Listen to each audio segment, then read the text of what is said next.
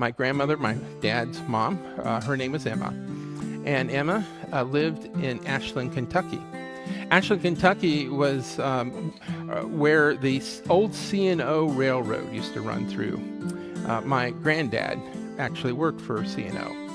And there was, in the 30s and 40s, during and following the Great Depression, a group of men called hobos. Has anybody heard that term before, hobos? Okay, well, what these were men largely without work. And they would go throughout the country riding railway cars. And they would go to central hubs like Ashland, sometimes Cincinnati or Columbus. They would go seeking employment. And for the most part, they would be turned away. And in those instances, they would come to homes, just any kind of home, and they knock on the door looking for some food or looking for some shelter. And oftentimes, these hobos came to my grandmother's home.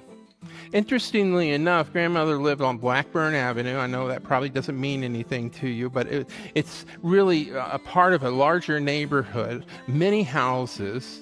And what was interesting is that there was not a single other household where these hobos would frequent.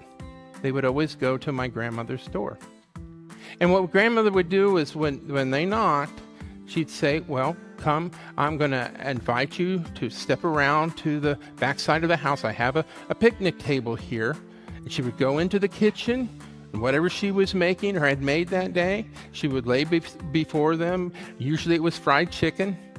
It was mashed potatoes, green beans she grew out of her garden. Am I making you hungry? You know, I mean, it was really quite a spread. And then she did something even more extraordinary. She would take their clothes and she would wash them. This took a lot of energy and a lot of time, especially for a woman who had 7 children. And then one day my dad was asked.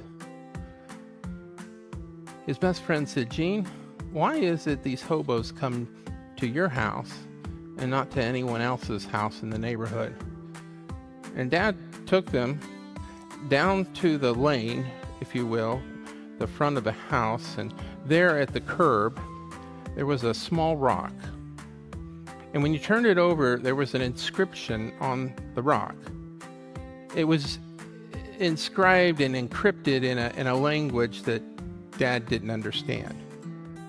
But he was told that it was written by a hobo, giving messages to other hobos that this is a place where you can come.